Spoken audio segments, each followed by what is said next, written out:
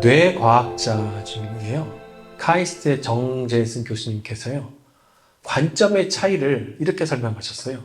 동양인은 주로 이제 눈을 보면서 얘기를 하고, 서양인은 주로 이제 입을 보면서 얘기한다라고 그래요. 그래서 한국인은 이제 눈을 강조하기 때문에 이모티콘이 이제 웃는 옷, 눈, 또 울거나 눈에 하트, 그런 게 좀 많이 있고, 반면에 서양에서는 이제 입을 강조하는 그런 감정이 있다고 한번 보여주시겠어요? 그래서 이제 이게 동양이고 이제 서양인 거예요. 그래서 동양은 보통 이제 눈을 많이 강조하는데, 서양은 눈은 다 똑같네요. 입으로 이제 표현하는 게 많이 있네요. 일례로 이제 귀여운 이제 헬로키티 있잖아요. 동양에서 이제 선풍적인 인기를 끌었는데, 서양에서는 동양에서만큼 이렇게 인기를 끌지 못했다라고 합니다. 헬로키티는 이제 눈은 있는데 입이 없다고 그래요. 그래서 동양 사람들은 입이 있어도 전혀 뭐 이상한 걸 못 느끼는 거예요. 그냥 그 감정을 있는데 너무나 귀엽다라고만 느끼는데, 서양 사람들은 입이 없는 헬로키티를 보면 마치 이제 눈이 없는 것과 좀 비슷한 느낌을 받는다라고 합니다. 그렇게 생각하면 좀 이상할 수도 있겠죠. 같은 것을 보더라도 관점의 차이에 따라서 귀엽게 보이기도 하지만 뭔가는 또 이상하게 보이기도 합니다. 십자가를 바라보는 세 가지 관점이 있었어요. 아래서 바라보는 십자가, 옆에서 바라보는 십자가, 또 위에서 바라보는 십자가가 있었습니다.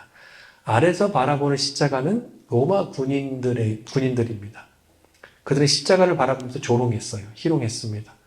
옆에서 바라보는 십자가는 예수님 옆에 달려있는 행악자입니다. 그는 십자가를 바라보면서 예수님을 바라보면서 소망을 품었습니다. 그리고 위에서 바라보는 십자가는 하나님입니다. 하나님의 십자가를 바라보면서 온 인류의 죄를 용서하기로 결정하셨습니다. 오늘 우리는 누가복음 23장의 말씀을 통해서 이 십자가를 바라보는 세 가지 관점을 함께 배우면서 이를 통해서 우리에게 주시는 영적 교훈을 함께 받기를 원합니다. 그 첫 번째는 아래에서 바라본 십자가, 바로 조롱입니다. 누가복음 23장 33절 38절인데 우리 한 목소리로 한번 스토리를 잘 기억하면서 읽겠습니다. 시작. 해골이라 하는 곳에 이르러 거기서 예수를 십자가에 못 박고 두 행악자도 그렇게 하니 하나는 우편에 하나는 좌편에 있더라. 이에 예수께서 이르시되 아버지 저들을 사하여 주옵소서. 자기들이 하는 것을 알지 못함이니이다 하시더라. 그들이 그의 옷을 나눠 제비 뽑을세. 백성은 서서 구경하는데 관리들은 비웃어 이르되 저가 남을 구원하였으니 만일 하나님이 택하신 자 그리스도이면 자신도 구원할지어다 하고, 군인들도 희롱하면서 나와 신포도주를 주며 이르되 네가 만일 유대인의 왕이면 네가 너를 구원하라 하더라. 그의 위에 있는 유대인의 왕의 패승패가 있더라. 전 세계에요, 사형의 형벌이 너무나 다양한 형벌들이 있죠.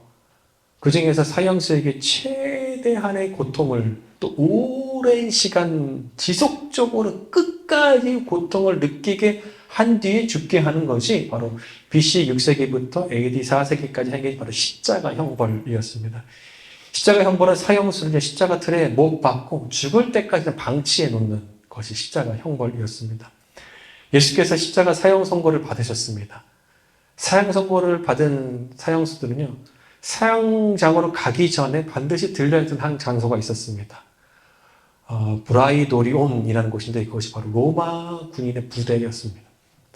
당시 기록에 따르면 사형수들은요, 가장 두려워하는 것이 어디였냐? 바로 사형 장소가 아니라 바로 이 브라이도리온, 즉 사형장을 가기 전에 바로 들려야 하는 이 로마 군인의 부대로 끌려가는 것을 더 두려워했다라고 합니다. 그 이유는 그곳에서 사형수들은요, 사형 집행을 당하기 전에 채찍을 맞아야 했습니다. 로마의 법에 따르면 40대까지는 때릴 수 없었습니다. 40대 미만으로 채찍을 때렸습니다.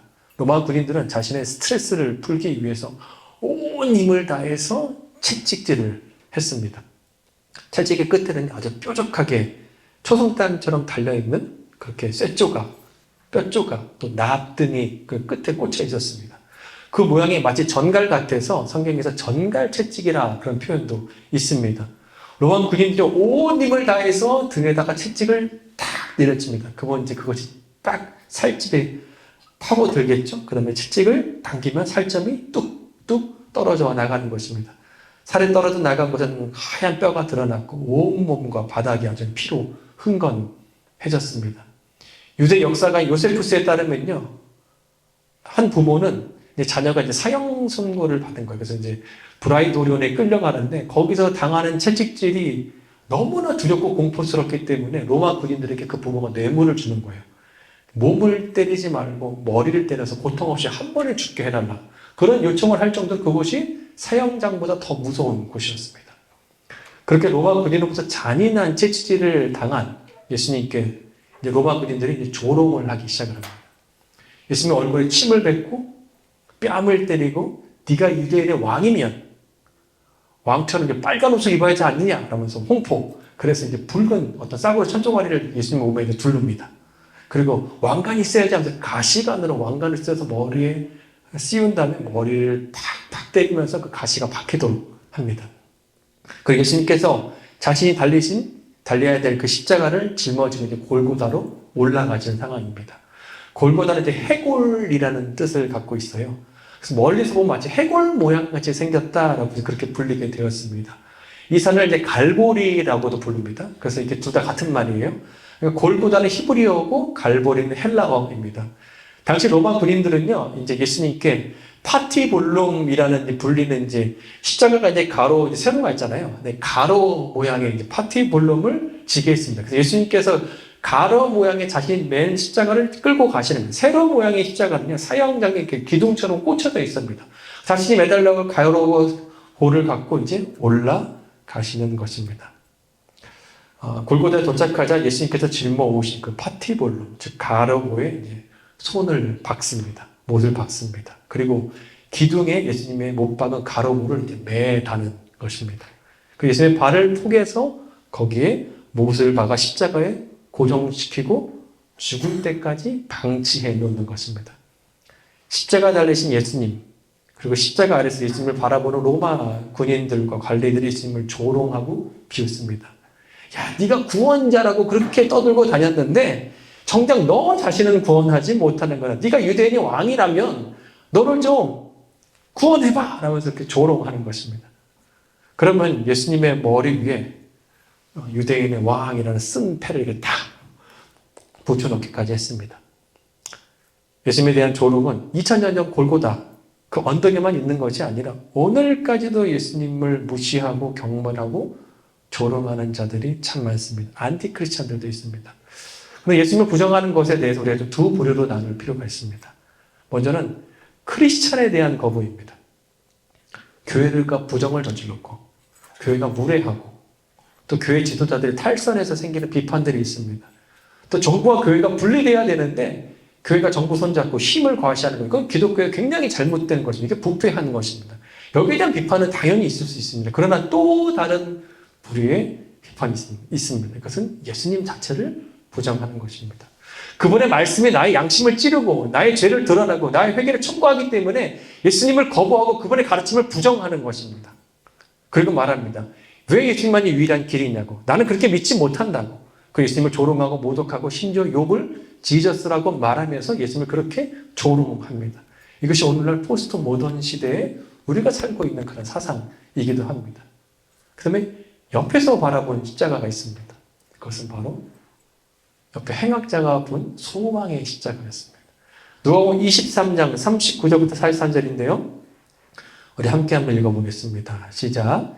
달린 행악자 중 하나는 비방하여 이르되 내가 그리스도가 아니냐 너와 우리를 구원하라 하되 하나는 그 사람을 꾸짖어 이르되 내가 동일한 정죄를 받고서도 하나님을 두려워하지 아니하느냐 우리는 우리가 행한 일에 상당한 도움을 받는 것이니 이에 당연하거니와 이 사람이 행한 것은 옳지 않은 것이 없느니라 하고 이르되 예수여 당신의 나라에 임하실 때에 나를 기억하소서 하니 예수께서 이르시되 내가 진실로 내게 이르노니 오늘 네가 나와 함께 낙원에 있으리라 하시니라. 예수님 옆에 두 강도가 함께 이제 십자가 처형을 받게 됐습니다.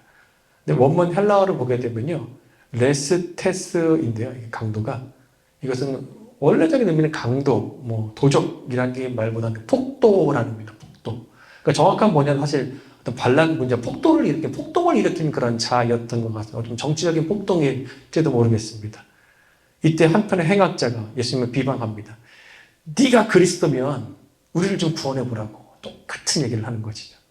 그러자 한편에 있던 행악자가 말합니다. 지금 너랑 나는 우리의 죄값 때문에 우리가 이 형벌을 받는 건 당연한 거다. 너 하나님을 두렵지도 않느냐?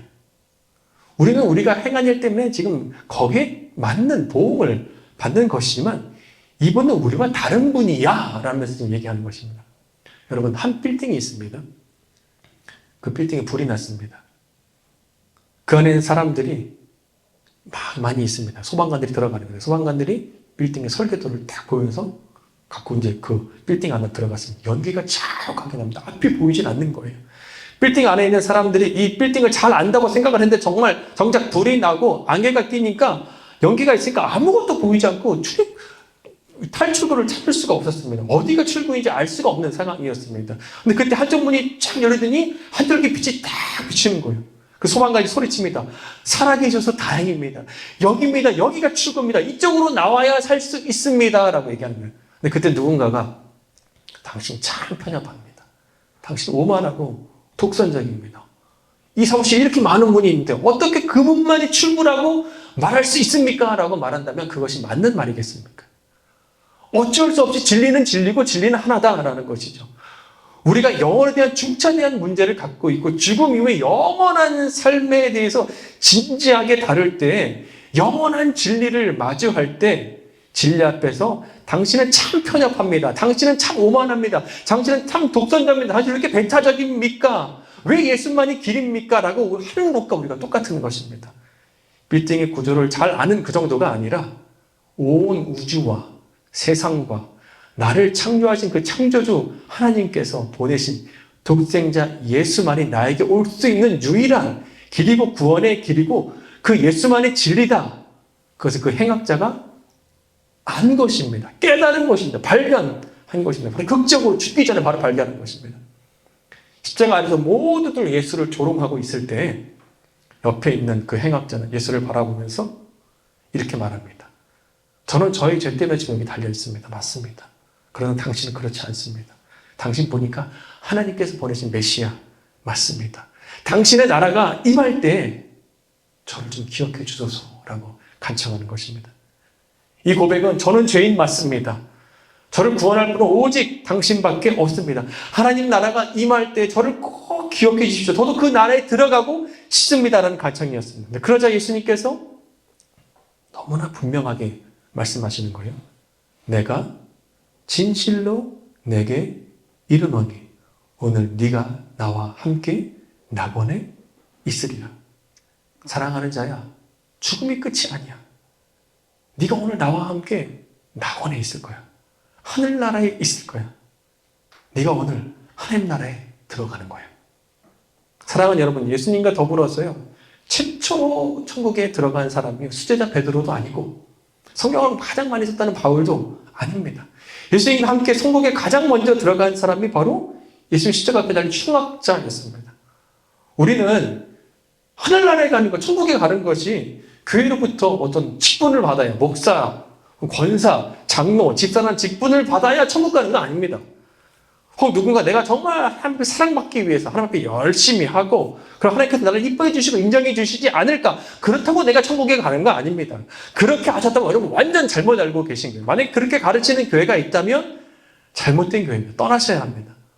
하나님 나라는 나의 선행이나 어떤 공을 쌓는 공덕이나 노력으로 어떤 교회의 직분으로 가는 것이 아니라 하나님만, 예수님만이 나의 유일한 구원의 길입니다라고 그분을 믿을 때 우리가 그 믿음으로 우리가 천국에 가는 것입니다. 하나님께서 그 믿음을 보시고 우리에게 구원을 선물해 주시는 것입니다. 예수님 옆에 달려있는 행악자를 보면 구원의 조건은 단순히 딱 두 가지예요. 하나님 앞에서 내가 죄인임을 인정하는 것입니다. 지금 제가 죄인입니다. 그리고 구원을 호소하는 것입니다. 하나님 저를 구원해 주십시오. 옆에 십자가를 바라본 행악자는 자신이 죄인임을 고백했고 예수께 구원을 호소했습니다. 아래서 바라본 로마 군인들은 예수님을 조롱했지만 강도는 예수님 옆에서 그를 바라보면서 소망을 품었습니다. 여러분, 기독교랑 천주교의 십자가의 차이가 있어요. 여러분 뭔지 아세요? 천주교는 십자가에 예수님이 매달려 있어요. 그런데 기독교의 십자가는 비어있는, 예수님이 비어있는 그런 빈 십자가가 있습니다. 왜 십자가가, 비어있는 십자가가 기독교의 대표 상징이 되었을까? 그 끔찍한 사형틀이잖아요, 사형틀. 왜 대표 상징이 되었을까? 기독교인들의 십자가를 바라보면서요, 못 박히신 예수님의 죽음만을 생각하지 않는 것입니다. 그 뒤에 있을 예수님의 부활, 하나님 나라가 임하는, 당신의 나라가 임하는 그 천국까지 바라보기 때문입니다. 그래서 비어있는 십자가입니다. 예수님의 십자가에는 예수님의 죽음도 포함되어 있지만 동시에 예수님의 부활, 그 영광스러운 부활까지도 우리가 바라보는 것입니다. 예수님의 요한복음의 12장 34절에서요. 십자가를 설명하시는 거예요. 그런데 이렇게 말씀하십니다. 인자가 들려야 한다. 라고 말씀하시는 거예요. 그러니까 십자가에 못 박혀야 된다는 말씀이에요. 그럼 십자가에 못 박혀야 돼. 내가 십자가에 못 박혀야 돼. 라고 말씀하시면 되는데 그것이 아니라 인자가 들려야 돼. 라고 말씀하시는 거예요. 헬라어는 훅소인데요. 이중적인 의미를 담고 있습니다. 왜 들려야 한다? 라고 말씀하셨는가? 그것은 정말 십자가 못 박혀 몸에 올라가는 것처럼 그렇게 들려야 하는 것을 가리키기도 하지만 동시에 십자가 뒤에 있을 영광스러운 부활로 다시 들어올려 일으킴을 받을 그 들려 올려까지 동시에 이중적으로 말씀하신 것입니다. 누군가에겐 십자가가 수치고 저주고 조롱의 대상이지만 우리 기독교가 십자가를 바라볼 때 그 십자가는 들려 올려진 못 박히신 예수님을 보기도 하지만 동시에 부활로 다시 들려 올려서 영광의 왕의 왕이 되신 그 영광스러운 예수님을 바라보면서 우리가 소망을 품는 것입니다. 예수님께서 다시 살아나셨고 하나님 나라의 왕으로 계시기 때문에 하나님 나라에 저도 함께 가고 싶습니다 라는 그런 소망을 품는 것입니다. 1900년대 미국 오하이오주에 살던 맥 다니엘이 있었습니다. 근데 둘째 아들 허셀이요. 갑자기 사고로 죽게 됐습니다. 자식을 이런 그 충격이 얼마나 크겠어요. 뭐 슬픔을 헤아릴 수 있을까요? 근데 그 슬픈 마음에 하나님께서 찾아오셔서 그 마음을 위로해 주시는 거예요. 그리고 마음의 평안함을 선물해 주셨습니다. 아들을 잃고 너무나 뼈아픈 가족을 잃은 슬픔, 시련 속에서 하나님께서 매일마다 찾아오셔서 위로해 주시고 평안해 주는 그 마음을 만져주시는 거예요. 그리고 어느 그 마음에 이제 조금씩 평안함이 찾아오기 시작을 했습니다. 그래서 그가 나중에 쓴 시가 있어요. 찬송가. 주 예수 내 마음에 들어와 계신 후 어떻게 됐느냐. 가사가 너무나 좋습니다. 3절 4절 이렇게 나오는데요. 내 마음에 소망을 든든히 가짐은 주 예수 내 마음에 오심. 의심의 구름이 사라져 버림도 주 예수 내 마음에 오심. 사망의 음침한 골짜기 가다가 밝은 빛 호련히 비쳐 저 멀리 하늘문 환하게 보임도 주 예수 내 맘에 오심. 주 예수 내 맘에 오심. 주 예수 내 맘에 오심. 물 밀듯 내 맘에 기쁨이 넘침은 주 예수 내 맘에 오심. 지금 우리 앞에요. 한 줄기 빛이 환하게 지금 비치고 있습니다. 진리의 문이 열려 있는 거예요. 사랑하는 여러분, 예수님께만이 소망이 있습니다. 십자가의 죽음에서 부활하신 그 예수님이 지금 당신과 함께 하십니다. 부활한 예수님으로 마음에 든든한 소망을 가지시고요. 물밀듯 넘치는 기쁨을 소유하며 진리의 길을 걸어갈 수 있는 저 우리 모두가 되기를 소망합니다. 세 번째는 위에서 바라보는 십자가입니다. 그래서 완전한 용서입니다. 누가복음 23장 44절 46절 우리 읽겠습니다. 시작. 때가 제60쯤 되어 해가 빛을 잃고 온 땅에 어둠이 임하여 제90까지 계속하며 성소의 휘장이 한가운데 찢어지더라. 예수께서 큰 소리로 불러 이르시되 아버지 내 영혼을 아버지 손에 부탁하나이다 하고 이 말씀을 하시는 승지십니다. 예수님께서 십자가에서 달려 돌아가실 때 성소의 휘장이 위로부터 아래로 이제 쭉 찢어지는 일이 있었습니다. 커튼인데요. 커튼이 쫙 찢어졌다라는 것입니다. 지성소는요, 하나님의 임재가 있는 곳으로 아무나 들어가지 못하는 곳이었습니다. 오직 대제사장만이 1년에 딱 한 번 속죄일에 거기를 들어갈 수 있었습니다. 백성들은 바로 하나님께 가지 못했어요. 그 대제사장이 1년에 한 번 거기 들어가면 거기서 백성의 죄를 다 갖고 가서 하나님께서 그 백성의 죄를 용서해 주는 그러한 일이 있었습니다. 그러니까 이 지성소의 휘장이라는 것은요, 하나님과 인간을 딱 경계하는 그런 상징과 같은 것이었습니다. 근데 영원한 대제사장 되신 예수님께서 온 인류의 죄를 뒤집어 쓰시고 십자가의 죽으심으로 성소의 휘장이 쫙 찢어졌다라는 것은 이제 더 이상 매년 대제사장이 제사를 요구하지 내가 않겠다. 예수님의 그 십자가를 통해서 완전한 용서가 이루어졌다라는 것을 알려주시는 것이었습니다. 그 예수님은 십자가에서 이렇게 말씀하셨습니다. 테텔레스타이라고 말씀하셨어요. 테텔레스타이가 뭐냐면요, 내가 다 이루었다. 내가 다 이루었다. 내가 죄의 빚을 다 갚았다. 내가 김영인의 죄의 빚을 다 갚았다. 내가 죄의 성도들의 죄의 빚을 내가 다 갚았다. 이제 너는 괜찮다라고 선포하는 것입니다. 십자가의 보혈은 단번에 죄를 씻는 능력이 있습니다.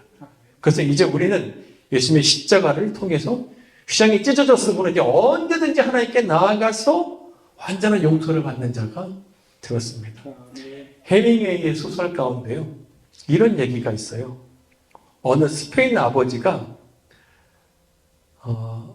집에 나간 아들과 화해하고 싶었습니다. 다짐을 했습니다. 그래서 뒤늦게 이제 이 아들이 큰 죄를 지고 갔는데 내가 이 아들을 용서하고 다시 화해하고 다시 보고 싶다는 마음이 든 거예요.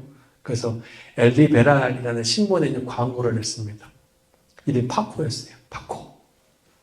화요일 정오에 몬타나 호텔에서 만나자. 내가 다 용서했다. 내가 너랑 화해하기를 원해. 아빠가. 근데 파코는 스페인에서 너무나 흔한 이름이었어요. 아버지가 약쪽 장소에 나가자 파코라는 이름의 젊은 남자가 무려 800명이나 그곳에 와서 아버지를 기다리고 있었습니다. 이것을 보면 얼마나 많은 사람들이 용서를 받고 싶어 하는지 모르겠어요. 사랑하는 여러분, 하나님의 용서가 필요하신가요? 과거 어떤 부끄러운 죄들, 두려운 죄책감에 시달리시나요? 용서받기를 원하시나요? 예수님께 나아오십시오. 그분께서 십자가의 돌로 여러분의 죄를 깨끗하게 용서해 주십니다.